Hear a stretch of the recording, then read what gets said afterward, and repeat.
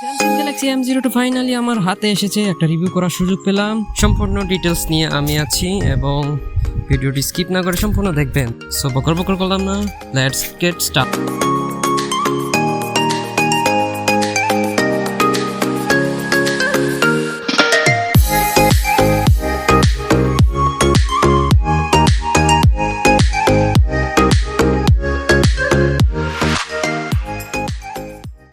So আমাদের হাতে বক্সটা আসার সাথে সাথে আমরা আনবক্সিং আগেই করে ফেলেছি। কিছু নির্দেশনা লেখা আছে এখানে স্যামসাং গ্যালাক্সি এবং র্যাপিং করা আছে। অবশ্যই কেনার সময় ইনটেক আছে কিনা এগুলো দেখে কিনবেন এবং আনঅফিসিয়াল অফিসিয়াল এই সব বিষয়গুলো দেখবেন। এখন আনবক্সিং করে ফেলেছি, সেট আপ করতেছি। দেখেন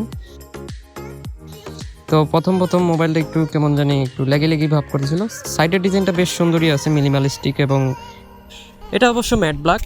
এটার কালার হিসাবে আপনার 4টা কালার পাবেন, red colour, blue colour and grey colour, আর হলো ব্ল্যাক। আমাদের সাধারণত ব্ল্যাক কালারটাই ভালো লেগেছে। বাকি কালারগুলো দেখতে কেমন জানি খেলনা মোবাইলের মতন প্লাস্টিক একটা ফিল দেয়।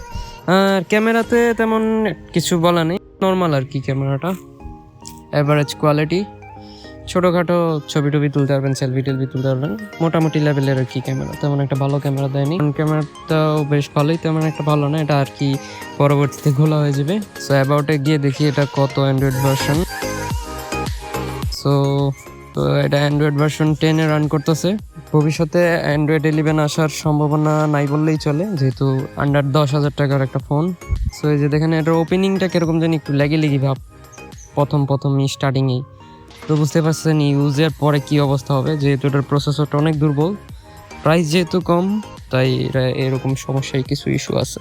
আমার ধারণা স্যামসাং এর আপডেটে ঠিক করে দিবে।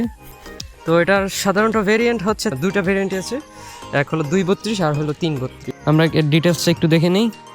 তো এর ডিটেলস হিসাবে দেখতে পাচ্ছেন এটা ফেব্রুয়ারি 9, 2021-এ মোবাইলটা লঞ্চ হয়েছে, 4G মোবাইল।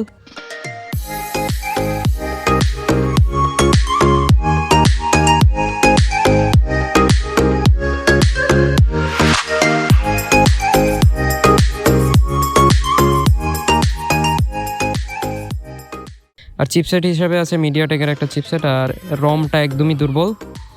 আর এটার উইক দিকগুলো হচ্ছে এটার মধ্যে ফিঙ্গারপ্রিন্ট নাই, আর ক্যামেরা কোয়ালিটি তেমন ভালো না। যেহেতু এটার প্রাইস মাত্র 9,500 টাকা বলতে পারেন, আর ইন্ডিয়ার বাজারে এটা 6 থেকে 7,000 টাকা পাওয়া যাচ্ছে। সো এটার সাথে আমরা কি পাচ্ছি, তো বক্সে চার্জার আছে আর কেবল আছে, তেমন কিছু দেয় নেই। অবশ্য শোরুম থেকে কিনলে বাকি জিনিসগুলো পেয়ে যাবেন। একটা গ্লাস প্রোটেক্টর পাবেন, একটা হেডফোনস মিন ইয়ারফোন আর কি যেটাকে বলে। তো কিছু ব্যাক কভার দিয়েছেন আমাদের চুজ করতে। ব্যাক কভারগুলো সম্পূর্ণ ফ্রি, যেহেতু আমরা একটা শোরুম থেকে কিনছি।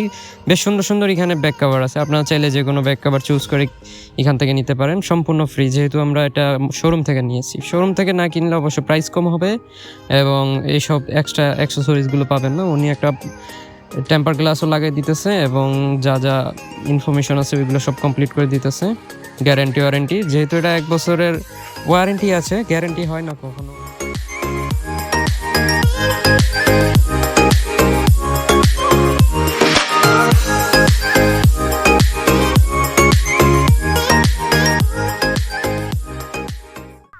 আর বিটিআরসিতে চেক করার জন্য বক্সে একটা লেখা আছে জিনিস, ওই জিনিসটা আপনারা অবশ্যই চেক করে কিনবেন সবসময়। ফোনটা বিটিআরসির মধ্যে কি IMEI লিস্টেড আছে কি না আছে, এটা না থাকলে অবশ্যই আপনার ফোনে আগামী মাসখানিকের পরে সিম সাপোর্ট করবে না।